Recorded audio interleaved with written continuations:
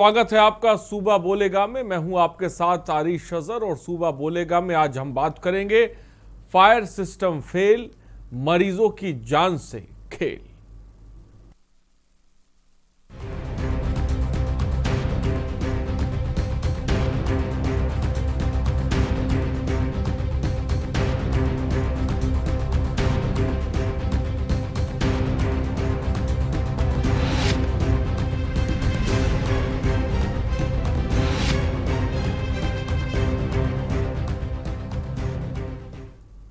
तो आए दिन अस्पतालों में आग लगने से मरीजों की जान जा रही है। कुछ दिन पहले मुंबई के अस्पताल में आग लगने से 11 लोगों की मौत हो गई। इसके पहले पुणे के सीरम इंस्टीट्यूट में आग लगने से 5 कर्मचारियों की मौत हो गई थी। और अब कानपुर के एलपीएस इंस्टीट्यूट में हुए अग्निकांड ने सोचने पर मजबूर कर दिया है कि छोटे छोटे मासूमों और मरीजों को लेकर बड़ी ही उम्मीद के साथ लोग अस्पताल पहुंचते हैं, लेकिन जब इनके साथ इस तरह की घटनाएं होती हैं तो उन पर दुखों का पहाड़ टूट पड़ता है। इन हादसों के पीछे कहीं ना कहीं प्रशासनिक लापरवाही प्रमुख कारण है। इसी लापरवाही पर आज हम बात करेंगे। उससे पहले ये रिपोर्ट देखिए।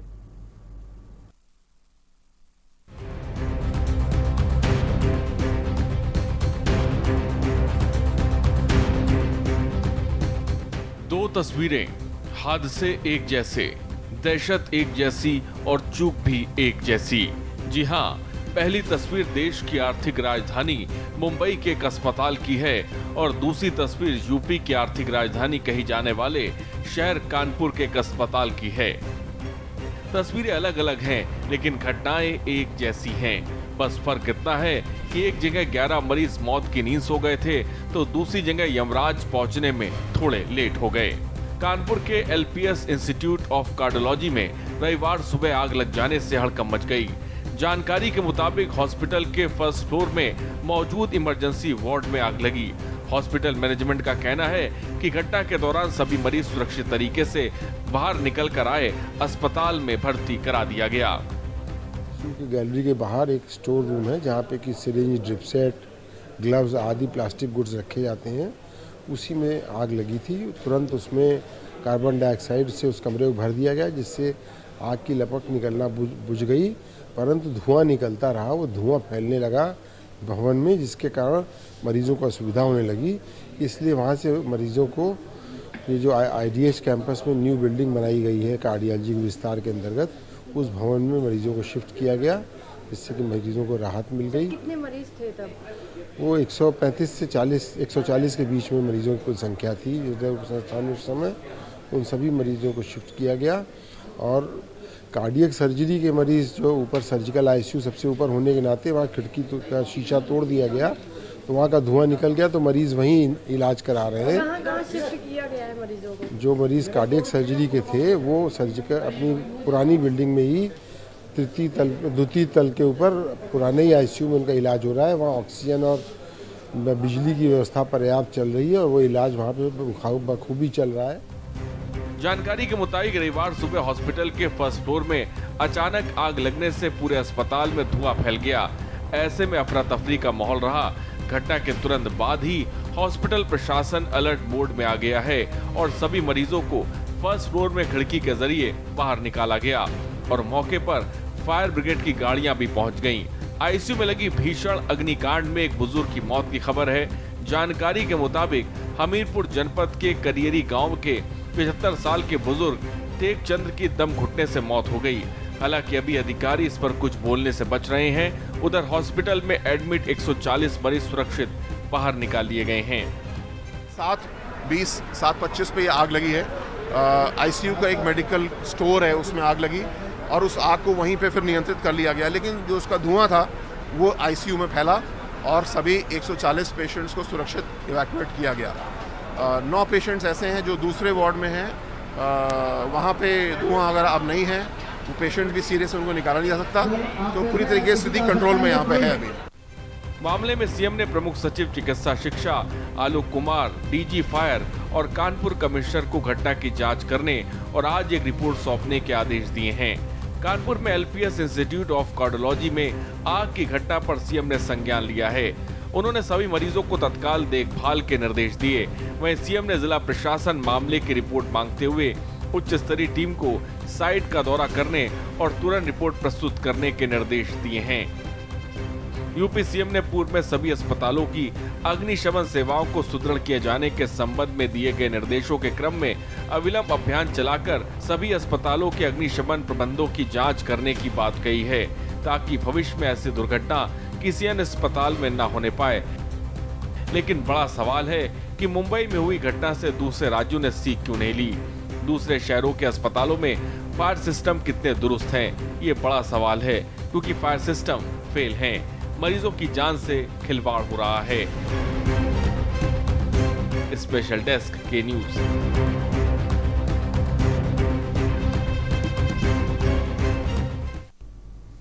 तो सवाल कई हैं कि आखिर मुंबई में हुई घटना से हमने क्या सीखा, सीरम इंस्टीट्यूट में हुए अग्निकांड से हमने क्या सीखा, और उसके बाद कानपुर का कार्डियोलॉजी अग्निकांड आपके सामने है, जहां पर एक मरीज की आपको बता दें मौत हो गई है। सीएम ने जिसे कह सकते हैं जांच कमेटी इसमें बनाई है। अस्पताल में क्यों फेल हो रहे हैं फायर सिस्टम, ये अपने आप में बड़ा सवाल है।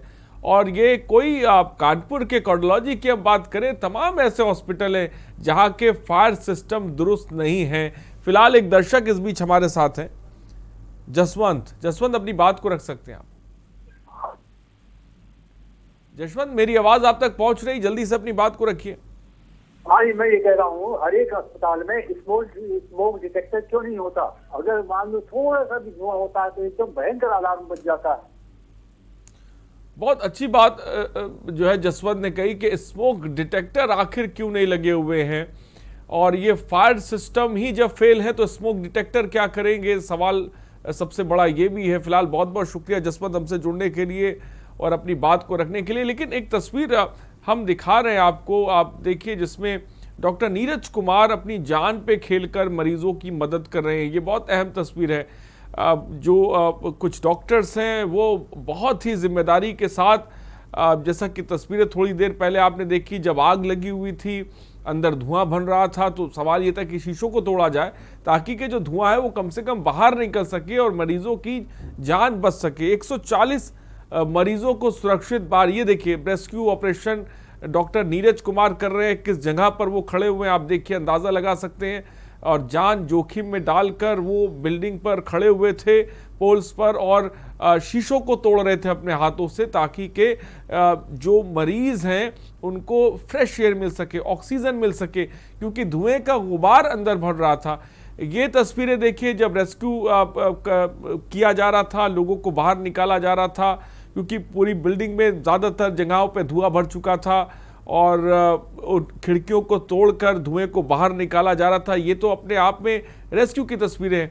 लेकिन सवाल सबसे बड़ा ये है कि आखिर फेल फायर सिस्टम क्यों हुआ?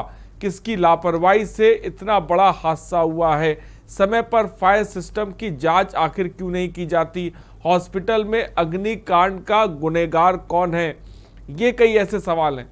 और डॉक्टर नीरज, आपको बता दें, सीनियर डॉक्टर हैं जिन्होंने अपनी जान को जोखिम में डालकर जिसे कह सकते हैं मरीजों की जान बचाई है।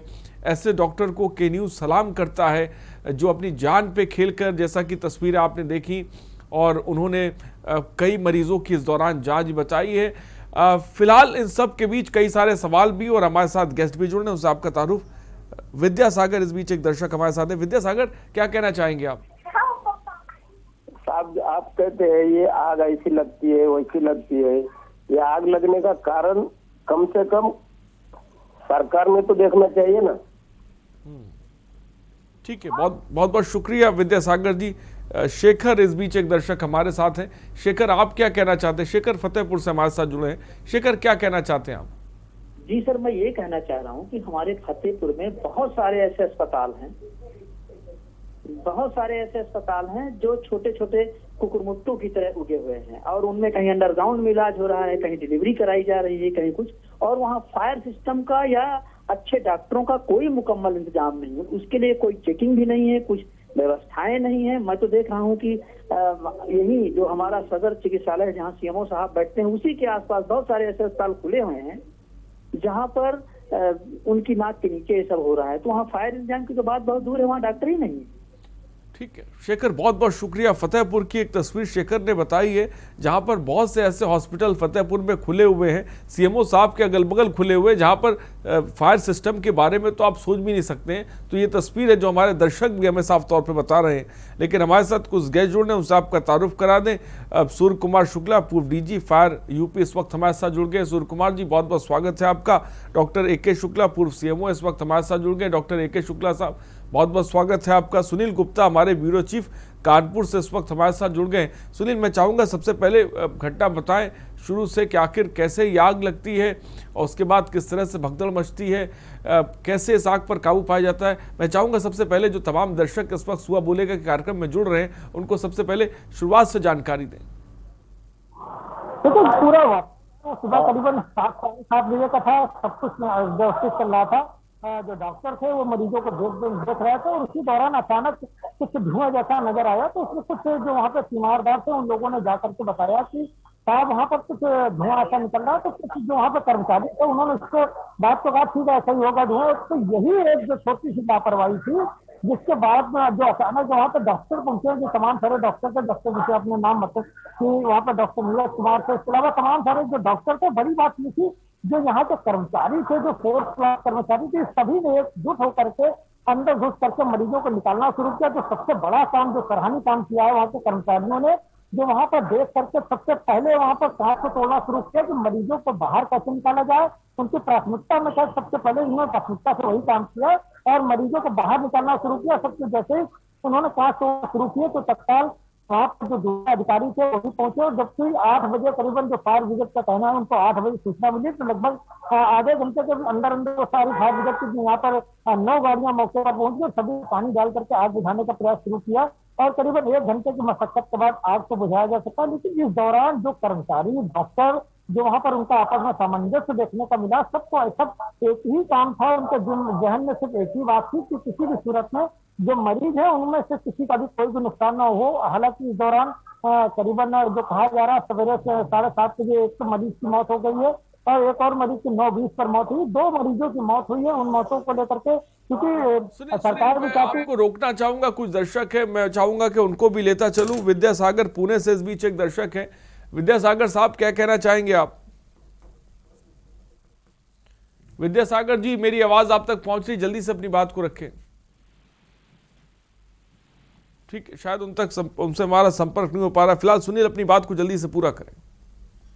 तो उस घटना के बाद क्योंकि जब जितने भी जो मरीज थे उन सभी को निकाल करके जो बगल में भी एक नया एक टेलीमेडिसिन सेंटर बना हुआ है वहां पर उनको सबको शिफ्ट कर दिया गया। उसके बाद जो गंभीर मरीज है उन सभी को जो लाला लाजपत राय संबद्ध अस्पताल है ना, अस्पताल है, वहां पर सभी को जो वहाँ का कार्डियक विभाग में कार्डियो मेडिसिन है वहां पर उनको शिफ्ट किया गया। इसके अलावा जो कुछ मरीज थे उनको उठला भी भेजने। सुनील, बड़ा सवाल ये, आखिर जो फायर सिस्टम था वो कैसे फेल हो गया? आजकल तो स्मोक सिस्टम लगे होते हैं, जरा सा धुआं कहीं पहुंचता है तो जो है अपने आप फायर सिस्टम जो है शुरू हो जाता है।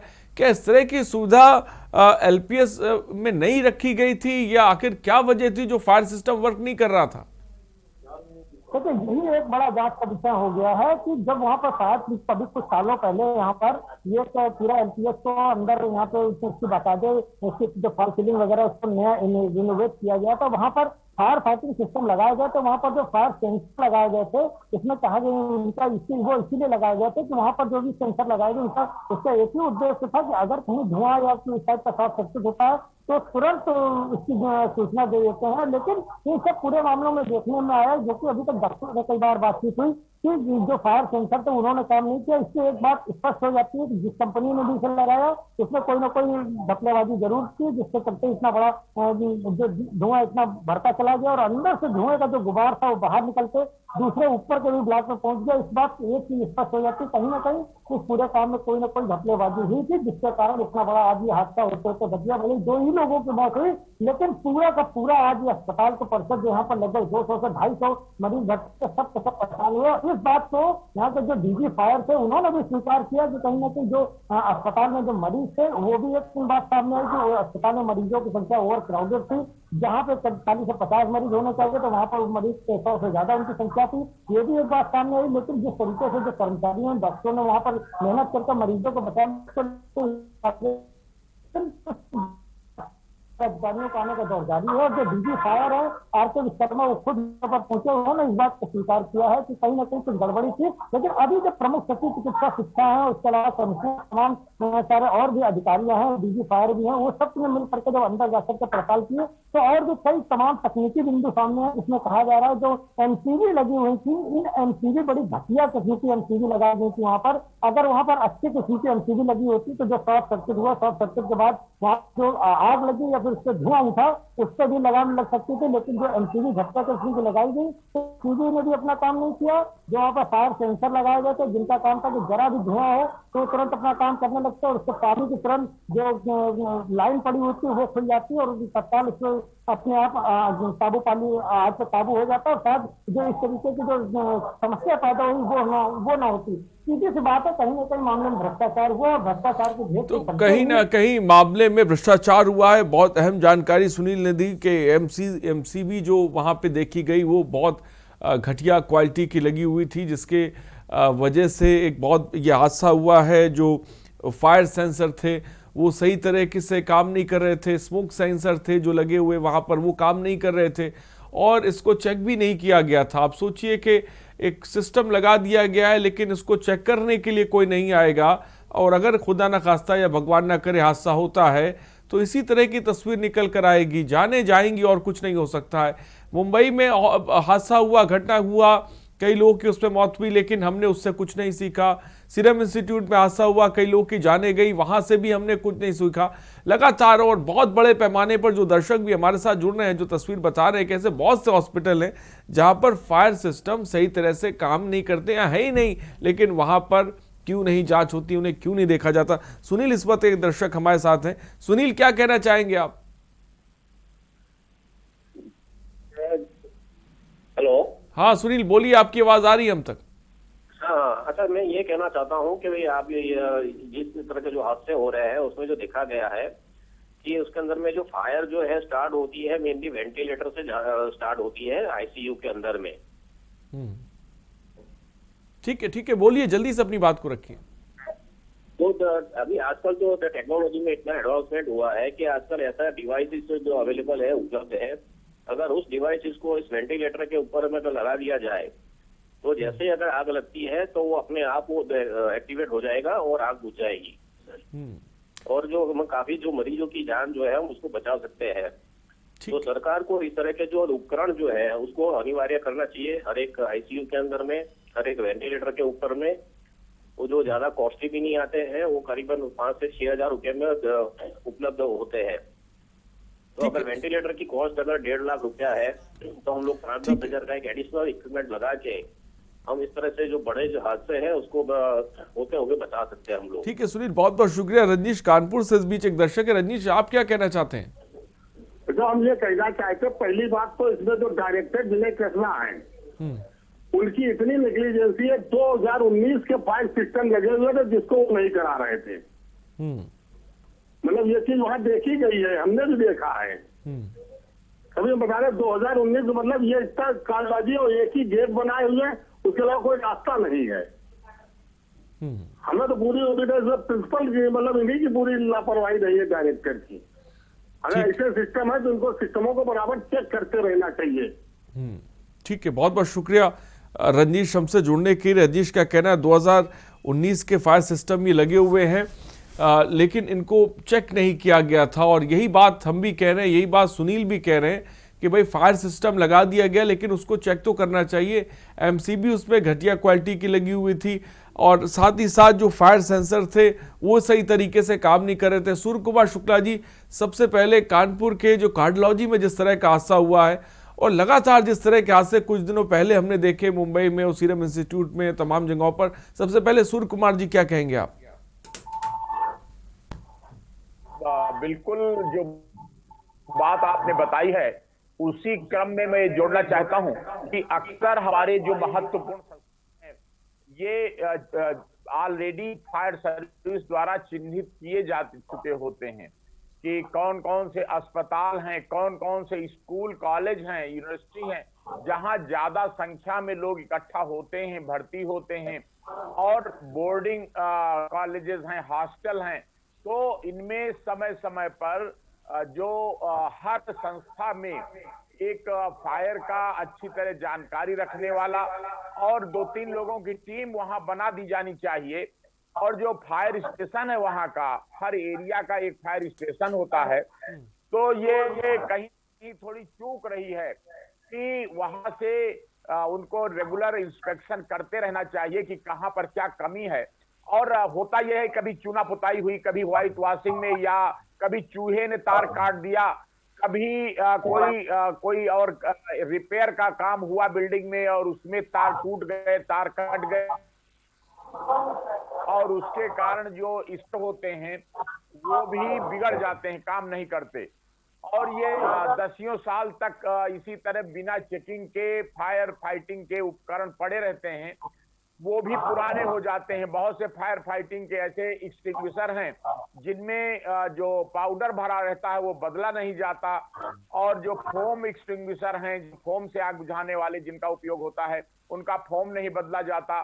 तो एक बार वो मुआयने के समय जब लाइसेंस लेना होता है अस्पताल का या कॉलेज स्कूल का, उस समय प्रबंधक लोग सारी चीज व्यवस्था करके और करा लेते हैं। लेकिन उसके बाद जब तक उनका रिन्यूअल नहीं होता, वो उनका एक लाइफ है कि 7 साल बाद उनको चेक करना चाहिए, उसमें लिखा रहता है, और उसका पाउडर बदला जाना चाहिए, तार चेक किए जाने चाहिए। तो बड़ी जरूरत है इसकी भी जिम्मेदारी निर्धारित की जाए कि किन लोगों की लापरवाही से इस प्रकार के 2 लोगों की जान चली गई। संभव था कि अगर ये तो कहो बधाई है उन लोगों को जिन्होंने मेहनत की, धन्यवाद दिया जाना चाहिए, उनको इनाम दिया जाना चाहिए जिन्होंने मरीजों को जल्दी जल्दी निकाला। और सूर्य कुमार शुक्ला जी, जहां पर ये आग लगी ये बहुत पुराना नहीं है, ये बिल्कुल नई बिल्डिंग है और फायर सिस्टम भी इसमें नया बिल्कुल लगाया गया था, उसके बावजूद आग लग गई।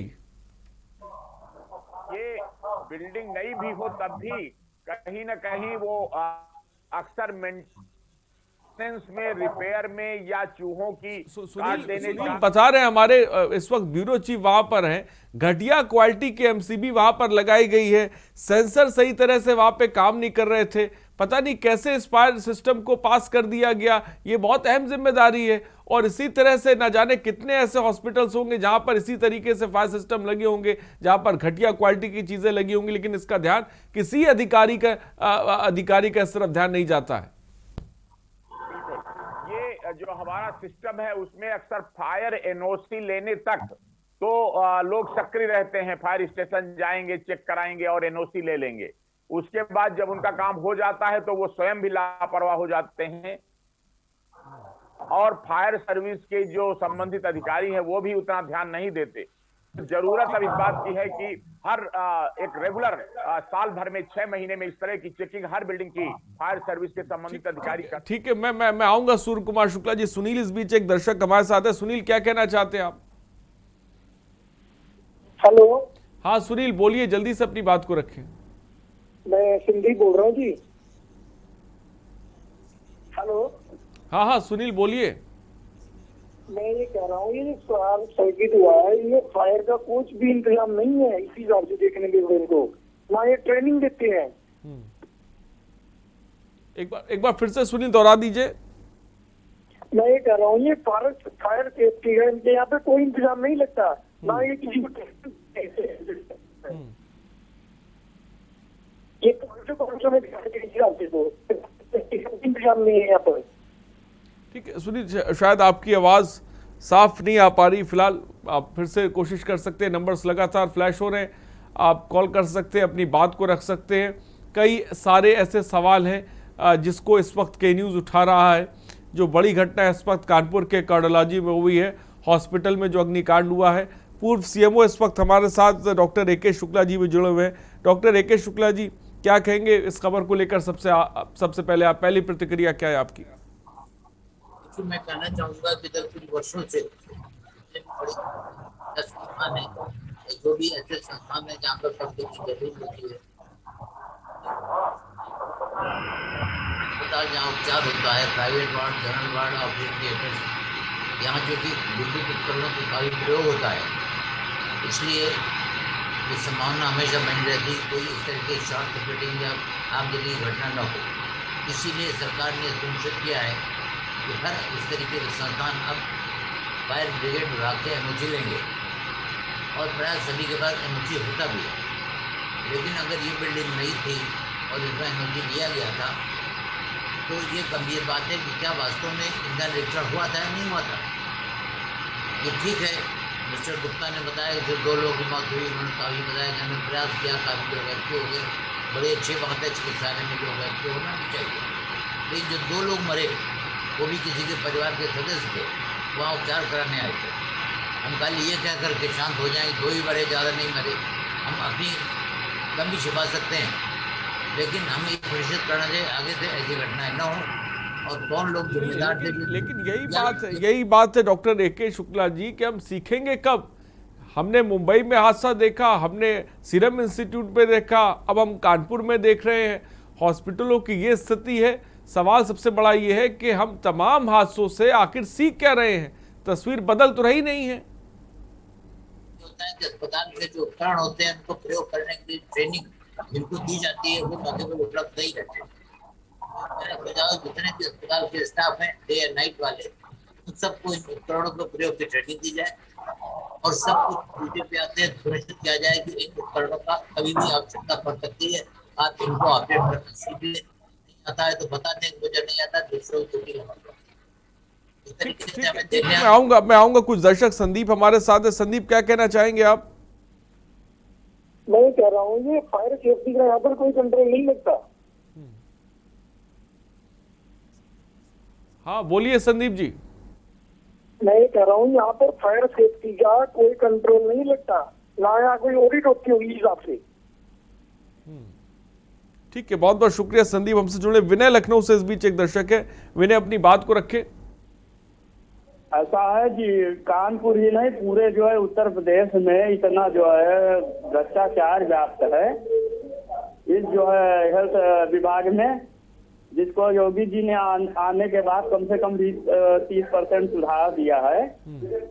तो शुरुआत से आजादी के बाद से लेकर के 70 साल से अब तक जो है ये बहुत ही भ्रष्ट। ठीक है विनय, आपकी बात है कि आशीष कानपुर से इस बीच एक दर्शक है। जब भी आप कॉल करिए टीवी के वॉल्यूम को कम रखिए ताकि कि आपकी बात हम तक पहुंच पाए। आशीष, क्या कहना चाहेंगे आप? मैं ये कहना चाहता हूँ जो कानपुर में आईसीयू हॉस्पिटल में हादसा हुआ है, बहुत ही दुखदायी हादसा है, लेकिन इस तरह की घटनाएं कब तक बर्दाश्त की जाएंगी। एक तो समय पे लोगों को इलाज नहीं मिलता है, कार्य संस्था इतनी से कतराते हैं, आखिर कब तक इस तरह से लोगों का उत्पीड़न होता रहेगा। बहुत बहुत शुक्रिया आशीष हमसे जुड़ने के लिए, अपनी बात को रख रही। कब तक ऐसे लोग परेशान होते रहेंगे, लोगों की जानें जाती रहेंगी, ये सवाल आशीष कर रहे हैं। फिलहाल यहाँ पर रुकते एक छोटे से ब्रेक के लिए, जल्द हाजिर होंगे।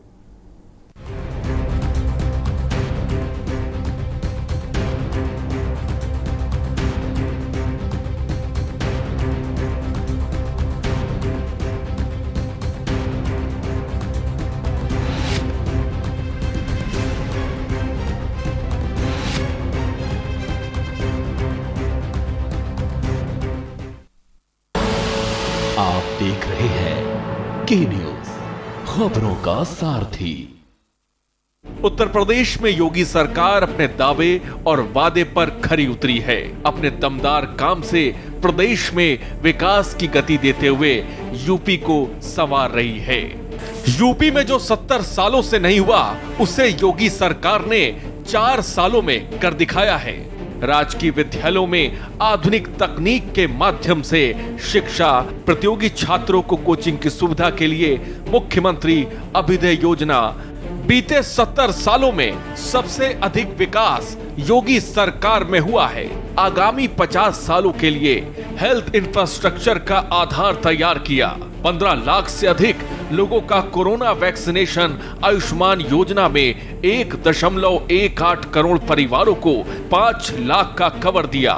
40 लाख से अधिक प्रधानमंत्री आवास की स्वीकृति और निर्माण, 4 सालों में 4 लाख से ज्यादा युवाओं को सरकारी नौकरी, गन्ना किसानों को 1.25 लाख करोड़ का रिकॉर्ड भुगतान, 341 किलोमीटर लंबे पूर्वांचल एक्सप्रेसवे का तेजी से निर्माण, 2 करोड़ 61 लाख शौचालयों का निर्माण कराया। योगी सरकार ने विकास की दृढ़ इच्छा शक्ति से अपने काम के दम पर यूपी की तस्वीर बदल कर रख दी है।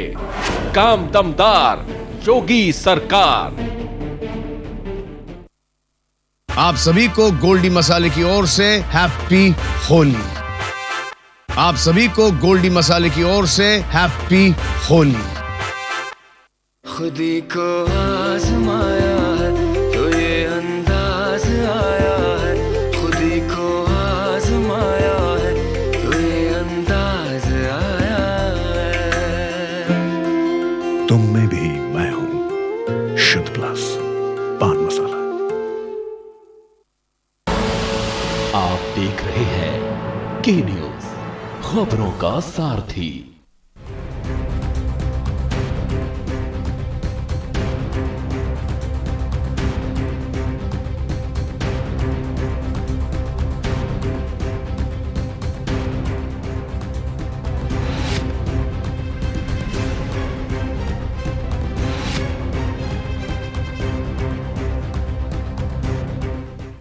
तो ब्रेक के बाद आपका स्वागत है। फायर सिस्टम फेल, मरीजों की जान के साथ खेल, सुबह बोलेगा में इस पर हम बात कर रहे हैं। हमारे साथ सुनील, हमारे ब्यूरो चीफ सीधे ग्राउंड जीरो पर है, उनके पास भी जाएंगे, लेकिन एक दर्शक इस बीच हमारे साथ जुड़ गए हैं, भानचंद्र, क्या कहना चाहेंगे आप? जल्दी से बोलें।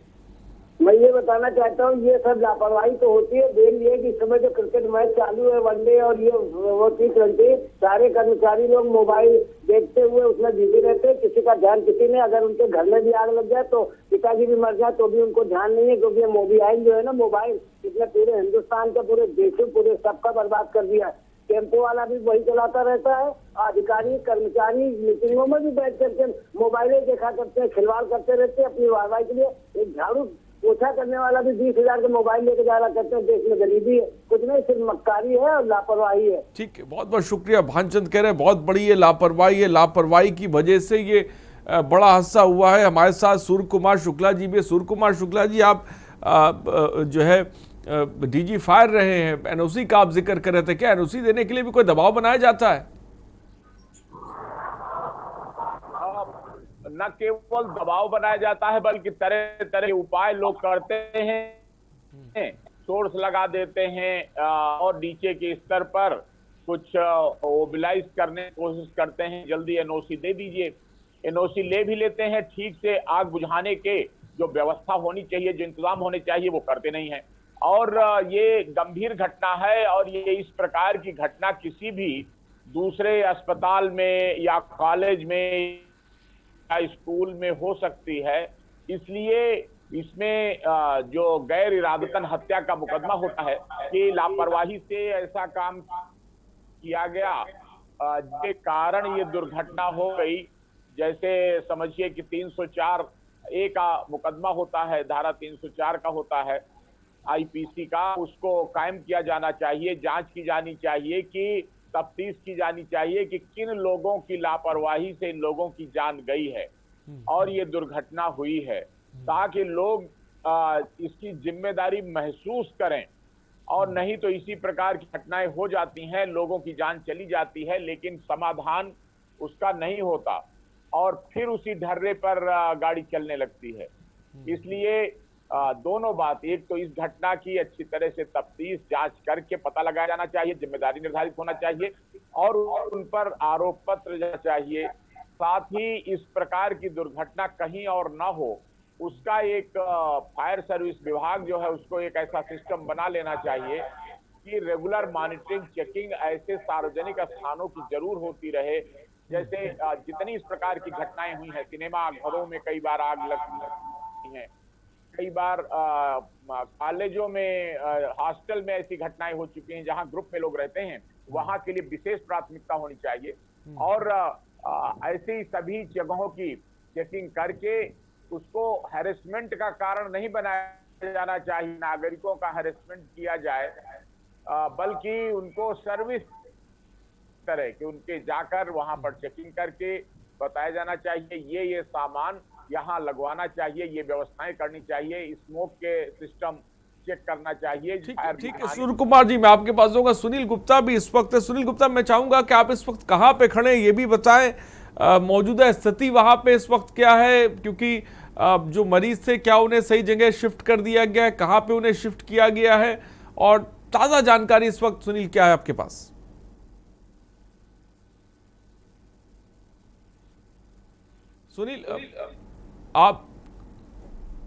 सुनील आपकी आवाज नहीं आ रही, शायद म्यूट हो गया है।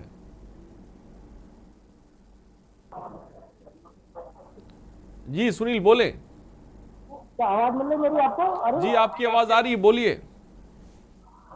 अरे देखिए, इस समय मैं कैडी लाइब्रेरी में मौजूद हूँ। यहाँ पर इसमें प्रमुख सचिव चिकित्सा शिक्षा, इसके अलावा डीजी फायर, इसके साथ साथ कमिश्नर और पुलिस महानिदेशक यहाँ पर जिस समय पुलिस कमिश्नर कानपुर के हैं, वो सभी अधिकारी मौके पर पहुंचे हुए हैं। सभी अधिकारी मिलकर के साथ में बातचीत कर रहे हैं और ये देख रहे हैं कि आखिर घटना हुई कैसे और घटना के पीछे कारण क्या था। लेकिन इस दौरान एक अच्छी बात ये सामने आ गई कि यहाँ की इमरजेंसी चालू कर दी गई है। अब से 10 मिनट पहले यहाँ की इमरजेंसी चालू की गई, उसके बाद यहाँ पर जो मरीज है उनको जो दूसरी जगह पर शिफ्ट किया गया था, उन मरीजों को वापस यहाँ पर भर्ती करना शुरू कर दिया गया है। इसके साथ साथ जो और मरीज जब बाहर भेजे गए थे, अगर उनको लग रहा है कि कहीं उनको कोई समस्या है तो उन मरीजों को भी यहाँ पर मिनी आईसीयू है, वहाँ भी शिफ्ट करने की तैयारी की जा रही है।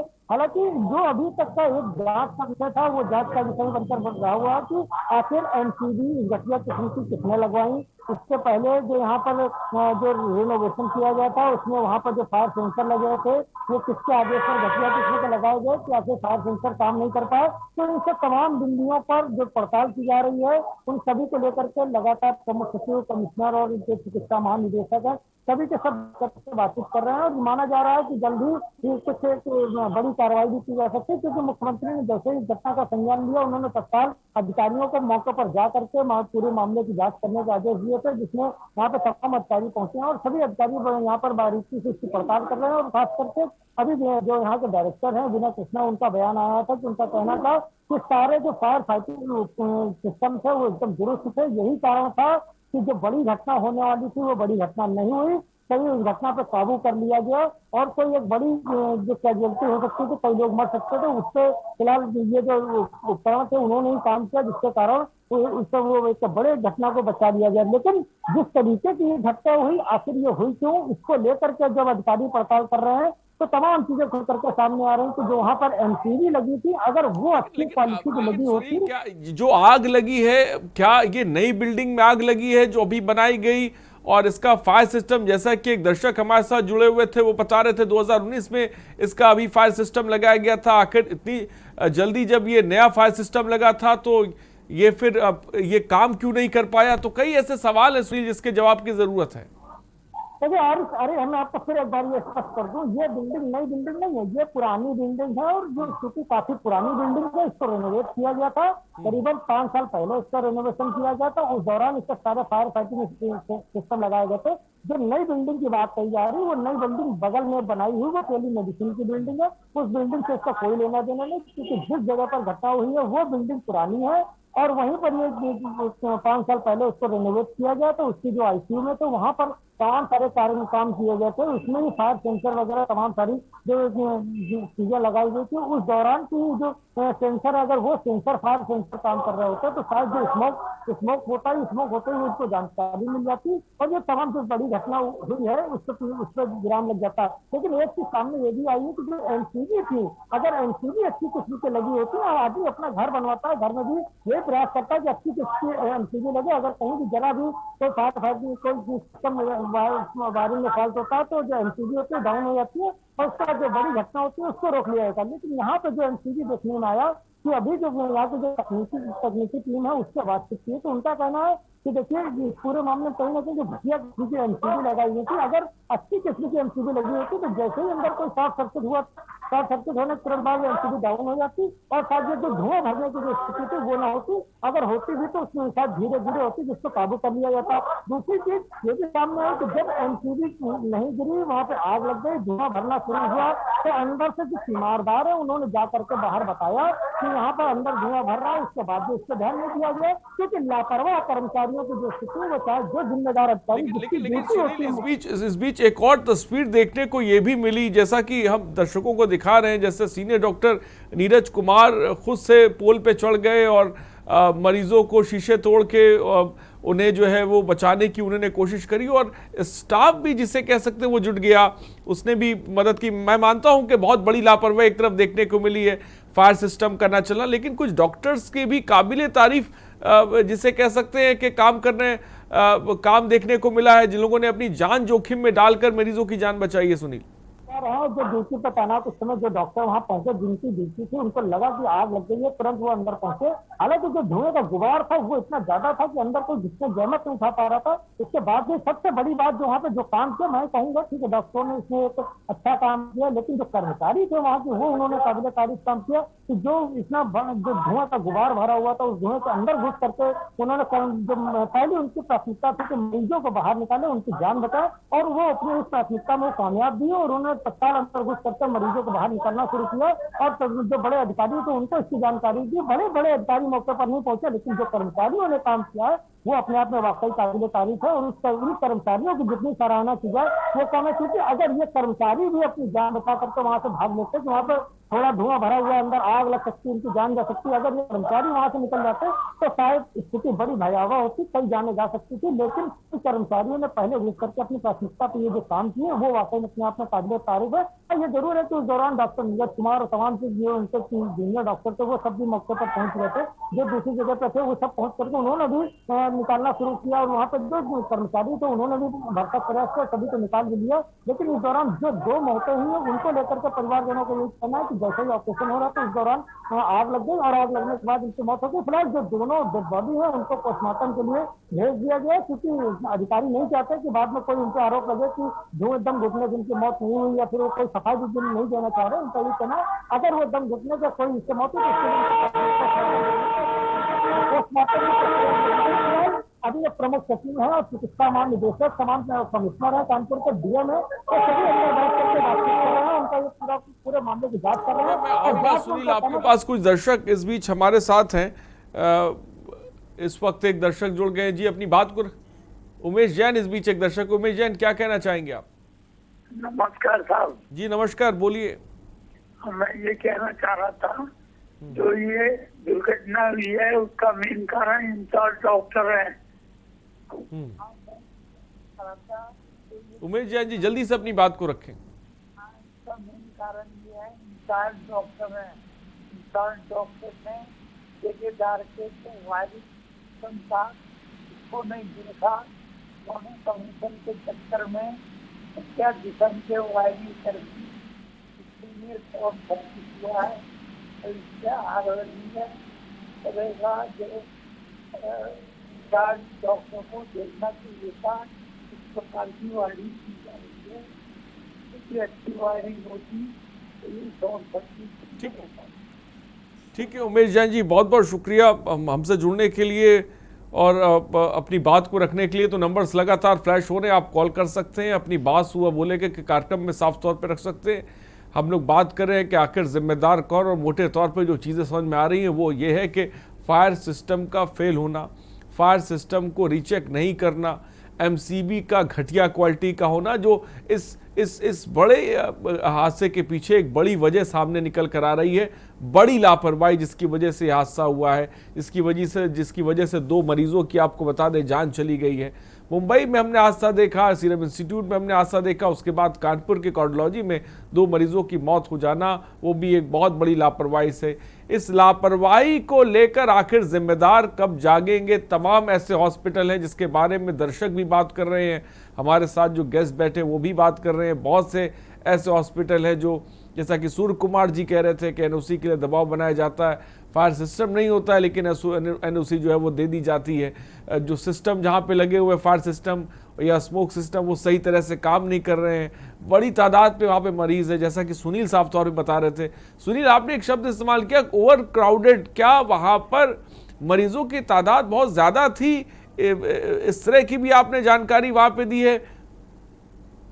वहाँ पे जो इस बात को डीजी फायर आर.के. विश्वकर्मा आया तो उन्होंने खुद स्वीकार किया कि जो मरीजों की संख्या थी वो वहाँ पर जो उनकी सीमा होनी चाहिए उससे कई गुना ज्यादा थी। अगर उनका कहना था कि मरीजों की संख्या उस समय जो आईसीयू था वहाँ पर उसको 40 से 50 होनी चाहिए थी, जबकि वहाँ पर मरीज 150 से 150 ज्यादा मरीज वहाँ पर भर्ती थे। तो इससे एक बात स्पष्ट हो जाती है कि सब कुछ नियमों को साथ पर रखकर चल रहा था कि वो उनका भले वो कहें कि डॉक्टर कहें कि वहाँ पर उनको ये प्राथमिकता में पहले मरीज का इलाज कराना, लेकिन एक चीज ये भी सामने आती है कि हमेशा ये बात, अगर आप किसी मरीज को लेकर के इसको भर्ती कराने जाए तो वो यही कहेंगे यहाँ पर जगह नहीं है। अगर जगह नहीं है तो इन्होंने इस बात को लेकर के कभी शिकायत तो नहीं की, लेकिन इस बात को भी जब जो डायरेक्टर है उनसे कई बार बातचीत की गई तो उनका कहना कि इस संबंध में क्योंकि यहाँ पर मरीजों की संख्या ज्यादा है उसको लेकर के उन्होंने कई बार लिखा। यही कारण था कि इसके बगल में नई बिल्डिंग बनाई गई। अगर नई बिल्डिंग बनाई गई थी तो जो मरीजों की संख्या ज्यादा थी तो उसमें उनको शिफ्ट क्यों नहीं किया, जो एक बड़ा सवाल। अगर मरीजों की संख्या ज्यादा थी तो जो तमाम मरीज वहां पे पहुंच रहे इमरजेंसी, तो उन्हें बाहर तो नहीं किया जा सकता, कहीं ना कहीं तो उनकी व्यवस्था की गई होगी।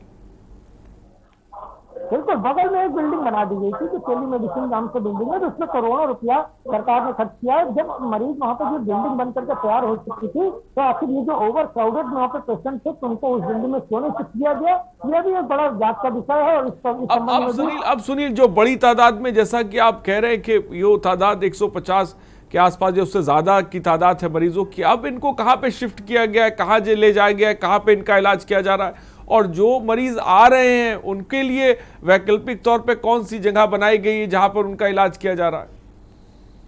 देखिए, यहाँ पे जो यहाँ पे इमरजेंसी को चालू कर दिया गया। अब जो भी मरीज आ रहा है, एक मरीज जो पहले आया है उसको इमरजेंसी में ले जाकर के उसको भर्ती किया गया।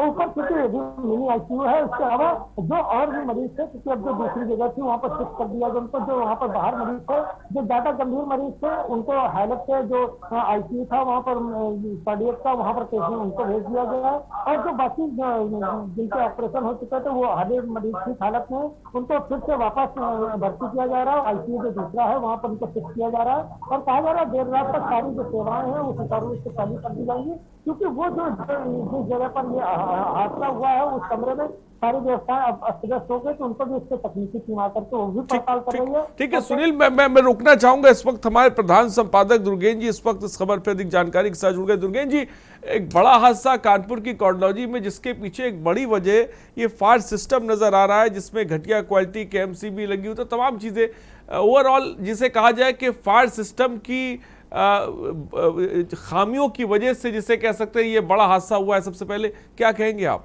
देखिए सुनील ने जो बिंदु अभी रखे हैं आरिस, वो बड़े महत्वपूर्ण बिंदु हैं। जैसा उन्होंने कहा कि 5 साल पहले इसको रिनोवेट किया गया था, पुरानी बिल्डिंग है, ठीक है, लेकिन 5 साल पहले रिनोवेट किया गया तो बिल्कुल अच्छी बात है, लेकिन क्या 5 साल रिनोवेट करके इसको क्या छोड़ दिया जाए? क्या उसको हर साल उसमें कोई अपडेशन नहीं होता है, कोई फायर की एनओसी हर साल नहीं होती है क्या? उसके लिए जहां तक मेरी जानकारी कि हर साल फायर की टीम तमाम सरकारी और गैर सरकारी प्रतिष्ठानों में जाती है, ड्रिल करती है, चेक करती है, सारे फायर फाइटिंग उपकरण उनको हर साल चेक करती है और हर साल एनओसी देती है।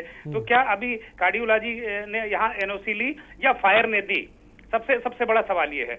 दूसरा अहम सवाल आरिस जो मैं देख रहा था, ये राजकुमार विश्वकर्मा जो डीजी फायर हैं, बेहद गैर जिम्मेदाराना बयान वो देते हैं, वो डाइवर्ट कर रहे हैं चीजों को। विश्वकर्मा जी से मेरा ये सवाल है कि क्या उन्होंने उत्तर प्रदेश के किसी अस्पताल का पर्सनली जाके बतौर डीजी फायर, क्या आज तक जब से वो बने हैं, क्या वो गए हैं आज तक किसी अस्पताल में, किसी सरकारी अस्पताल में आज तक वो गए हैं क्या फायर फाइटिंग व्यवस्था चेक करने के लिए? मुझे लगता है नहीं, वो नहीं गए हैं।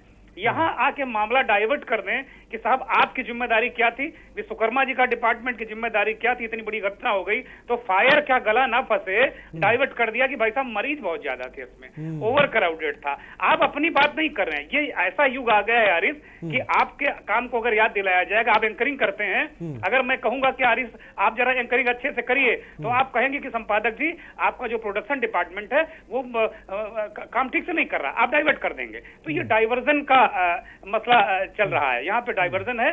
अगर सबसे बड़ा सवाल जैसा कि आपने उठाया कि वास्तव में अगर कोई ये त्योहार का सीजन है, होली और दिवाली और त्योहारों पे हार्ट अटैक और जो हार्ट की समस्याओं उसके मरीजों की तादाद 1.5 से 2 गुनी हो जाती है, 1.5 गुनी हो जाती है और 2 गुनी हो जाए तो कोई बड़ी बात नहीं है। तो क्या एकमात्र जो उत्तर प्रदेश का सबसे बड़ा अस्पताल है और इधर करीब 18, 17, 20 जिलों का एकमात्र अस्पताल है जहाँ की आपको राहत मिलती है, 24 घंटे ओपीडी चलती है, तो क्या वहाँ के डायरेक्टर विनय कृष्णा या वहाँ का जो मेडिकल कॉलेज का प्रशासन है, क्या आप अपने मरीज को लेकर जाएं तो उसको वहाँ उठाकर फेंक दें?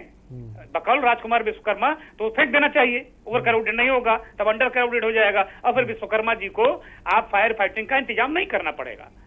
मैं बिल्कुल सूर्य कुमार शुक्ला जी के साथ में जाऊंगा, वो बिल्कुल वाजिब बात कह रहे हैं, बहुत जेन्युइन अधिकारी रहे हैं जहां तक मैं जानता हूं उनको, वो वाजिब बात कह रहे हैं कि दबाव पड़ता है एनओसी के लिए, तमाम चीजों के लिए दबाव पड़ता है और उसके बाद लोग दबाव डालते हैं, रिश्वत जैसा कि उपकृत करने की कोशिश करते हैं। सूर्य कुमार जी ने बड़े महम सवाल उठाए हैं और मैं कहूंगा कि आप सूर्य कुमार जी से भी सवाल करें कि अब उत्तर प्रदेश की सरकार को इन व्यवस्थाओं को कैसे सुधारना होगा, क्योंकि मुझे नहीं लग रहा कि राजकुमार विश्वकर्मा के बस का मामला है ये, क्योंकि उनके पास कई डिपार्टमेंट हैं, वो भर्ती बोर्ड के भी भर्ती बोर्ड पुलिस भर्ती का भी मसला वो देखते हैं और फायर डिपार्टमेंट भी उनके पास है, भर्ती में ही अभी वो उलझे हुए हैं, जवाब नहीं दे पा रहे हैं, सिपाहियों की भर्ती का मसला भी लटका हुआ है और फायर फाइटिंग की बात वो क्या करेंगे। तो मुझे लगता है कि इसके लिए एक अलग जो कोई डीजी हो उसको एक काम दिया जाना चाहिए, बड़ा इंपॉर्टेंट काम है। हमने देखा है कि शासन में फायर फाइटिंग बहुत ही दीनहीन, जो फायर फाइटिंग की व्यवस्था, ये जो फायर सर्विस का डिपार्टमेंट है बहुत दीनहीन तरीके से ट्रीट किया जाता है, उसमें पोस्टेड जो अधिकारी है वो भी खुद को दंडित समझता है।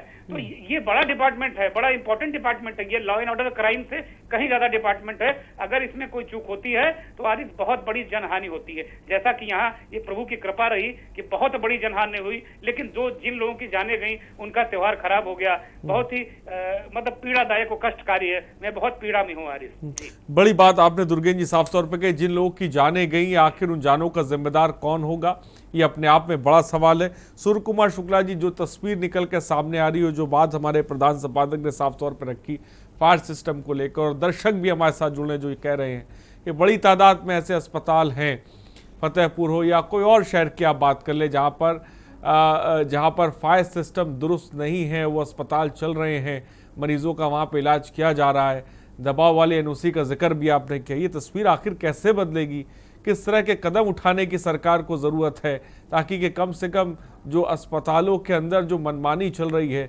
जो लापरवाही चल रही है, ये कैसे सुधरेगी? सूर्य कुमार शुक्ला जी।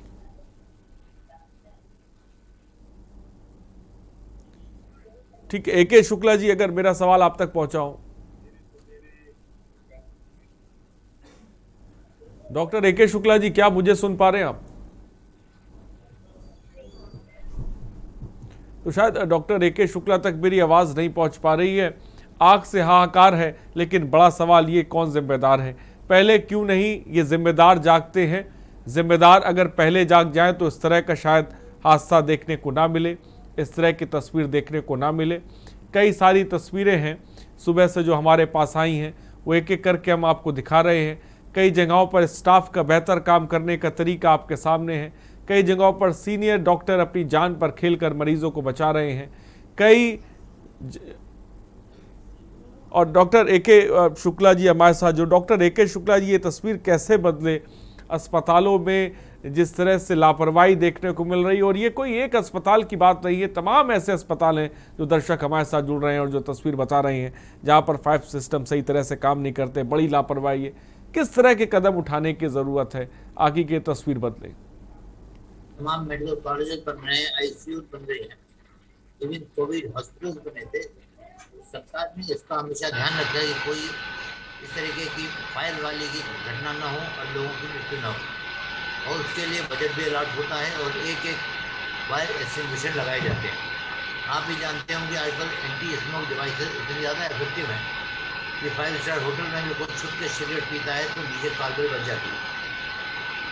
लेकिन अस्पतालों में ऐसी जगहों पर ऐसी घटनाएं क्यों होती है? इतना धुआं निकलता है, पब्लिक को दिखाई देता है।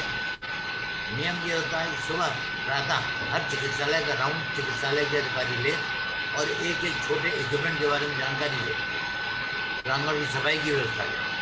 मैं समझता हूँ कि अगर सिद्धांत रूप से इस प्रकार की कार्रवाई की गई होती, जितने भी फायर फाइटिंग इक्विपमेंट्स लगे हुए हैं इनका निर्धारित समय पर निरीक्षण किया गया होता, इनका रिहर्सल किया गया होता, समय चला कर देखा गया होता, या कोई इनकी लागू बनी हो जिसमें इस बात का उल्लेख हो कब कब इनका निरीक्षण किया गया, कब कब इनका परीक्षण किया गया, चला कर देखा, तब तो हम निष्पक्ष जांच की उम्मीद कर सकते हैं। ऐसी घटनाएं होती हैं, मृत्यु होती है, जांचें होती है, जांच करने वाले बायस्ड हो सकते हैं, एक पक्ष से जांच हो सकती है, लेकिन जो हमारा आज आवश्यकता है जनहानि ना हो, सरकारी सिस्टम पर विश्वास करके लोग अस्पताल में आते हैं, जो मृत्यु हो, इसके बारे में सभी को गंभीर चिंतन करना होगा। और जो लोग इस तरीके के कार्यों में लगे हैं, जिनकी ड्यूटी है अस्पताल की सुरक्षा देना। ठीक है, मैं आऊंगा। ज्योति कानपुर से इस बीच एक दर्शक है। ज्योति, क्या कहना चाहेंगे आप? जी, मैं ये कहना चाहती हूँ कि मैं खुद एक मेडिकल प्रोफेशन से हूँ और मैं समझ सकती हूँ कि ये जो मेडिकल लाइन होती है ये एक वेरी इम्प्रूव पर्सन ही फॉलो कर सकते हैं। और क्या है, जो डॉक्टर होते हैं वो रिस्पॉन्सिबिलिटीज के साथ अपनी ड्यूटी करते हैं। बट अभी थोड़ी देर पहले एक दर्शक का मैंने देखा कि उन्होंने बोला कि वहाँ सब लोग मोबाइल चलाते रहते हैं, ये करते हैं, वो करते हैं, तो ये मुझे अच्छा नहीं लगा। इसलिए मुझे लगा कि मुझे कॉल करके बोलना चाहिए कि ये गलत उन्होंने आरोप लगाया, सभी सारे मेडिकल प्रोफेशन को स्टाफ पे रख के उन्होंने ये सब बोला है, जो कि बिल्कुल गलत है। नहीं ज्योति, ये गलत है। कई डॉक्टर्स ऐसे हैं जो बहुत ही ईमानदारी और जिम्मेदाराना तरीके से अपनी, देखिए तस्वीरें भी हम दिखा रहे हैं डॉक्टर्स की, जो जान जोखिम में डालकर, सीनियर डॉक्टर है, स्टाफ है जो सबसे पहले हॉस्पिटल में दाखिल हो जाता है, शीशे तोड़ता है, जो मरीज़ है उनको बाहर निकालने की कोशिश करता है। तो ये भी एक तस्वीर है, लापरवाही है, इसमें कोई दो राय नहीं है। और जिसकी लापरवाही है, जो जिम्मेदार है, उन पर कार्रवाई होनी चाहिए, इसमें भी कोई दो राय नहीं है। इस तरह के बात हमारे साफ तौर पे प्रधान संपादक ने कही कि जो सिस्टम, जो फायर सिस्टम है वो फेल था, एमसीबी जो थी वो सही तरह से काम नहीं कर रही थी। ये हर साल जिसे कह सकते हैं रिन्यू होता है ये फायर सिस्टम, लेकिन उसके बावजूद भी इस तरह का हादसा हो जाना अपने आप में कई सारे सवाल उठाता है, व्यवस्था पर कई सारे सवाल उठाता है। सूर्य कुमार शुक्ला जी, क्या कहेंगे आप? बिल्कुल, मेरा यही मानना है कि जितने प्रदेश के अस्पताल हैं, या मैं तो कहूंगा कि और भी जितने संस्थान हैं जहां काफी संख्या में लोग इकट्ठा होते हैं, वहां के लिए विशेष सावधानी बरती जानी चाहिए। हर 6 महीने में फायर सर्विस की टीम घूमते रहने चाहिए, क्योंकि एरिया में जितने संस्थान महत्वपूर्ण हैं, जहां आगजनी हो सकती है, आग लग सकती है, वहां की बिजली की भी चेकिंग होनी चाहिए। वहां पर जिस प्रकार से सुरक्षा के बारे में लोग जागरूक करते हैं पुलिस के लोग, उसी तरह फायर सर्विस से, फायर की समस्या से सुरक्षा के लिए लोगों को जागरूक किया जाना चाहिए कि कौन कौन से मशीनें टंगी हुई हैं, कौन से फायर फाइटिंग इक्विपमेंट लगे हुए हैं, वो कैसे चलेंगे। उस संस्था के सभी महत्वपूर्ण लोगों को, सभी कर्मचारियों को इसकी ट्रेनिंग दी जानी चाहिए और वो सर्टिफिकेट फायर सर्विस डिपार्टमेंट से इकट्ठे किए जाने चाहिए और आकस्मिक चेकअप किए जाने चाहिए कि कहां ये आग लगने की संभावना हो सकती है, जहां व्यवस्थाएं पूरी नहीं है। तो अगर पहले से सक्रियता रहेगी, पहले से ट्रेनिंग दी जाएगी, पहले से मॉक ड्रिल की जाएगी कि यहाँ आकस्मिक रूप से आग लगा करके देखो और कंट्रोल करो और देखो कि वो कर लिया लोग। बड़ी बात डॉक्टर सूर्य कुमार शुक्ला ने की कि मॉक ड्रिल होने की जरूरत है। फायर जो सिस्टम लगे होते हैं। फिलहाल बहुत बहुत शुक्रिया सूर्य कुमार शुक्ला जी हमसे जुड़ने के लिए, डॉक्टर AK शुक्ला जी, सुनील आपका बहुत बहुत शुक्रिया, दुर्गेन जी आपका बहुत बहुत शुक्रिया हमसे जुड़ने के लिए और तमाम जानकारी देने के लिए। तो ये तस्वीर है अस्पतालों की और ज़रूरत है कि ये जो सिस्टम, फायर सिस्टम जहाँ पे लगे हैं, इनका सही तरह से चेकअप होना चाहिए, मॉक ड्रिल होनी चाहिए, ताकि के जब इस तरह की स्थिति बने तो कम से कम लोगों की जान तो बचाई जा सके, आग पर तत्काल प्रभाव से काबू पाया जा सके। फिलहाल सुबह बोलेगा में इतना ही, बने रहिए हमारे साथ। नमस्कार।